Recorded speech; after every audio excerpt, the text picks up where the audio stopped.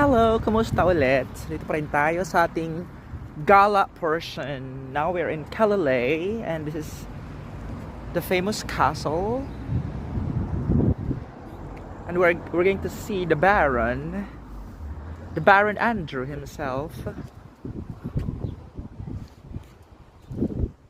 It's a massive.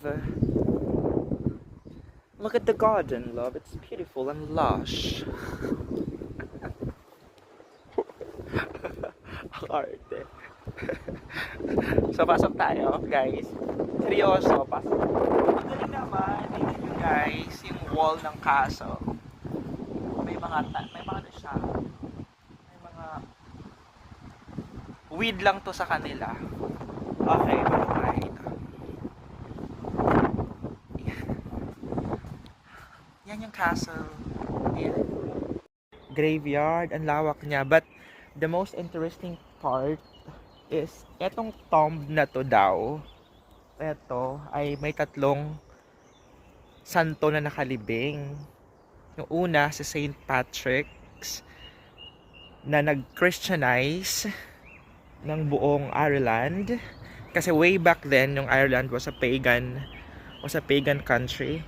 Tapos si Saint Bridget at saka isa pa. Bali tatlo silang santo na nakalibing dito. So ito yung tomb na to. And yung church na to is dedicated to the Holy Trinity, located in Downpatrick. Ayan. Church, tapos graveyard. At yun yung Mourne Mountain in the distance. Ayan. At uulan, syempre malamig. Pasok na tayo sa kotse. So, eto lang yon, guys. Ang ganda ng mga churches dito. Ayan. Ganyan lang siya. Ikot tayo, tapos balik tayo sa sasakyan. Ayan. Ang hangin. Papalit ko. Lawak pa dito.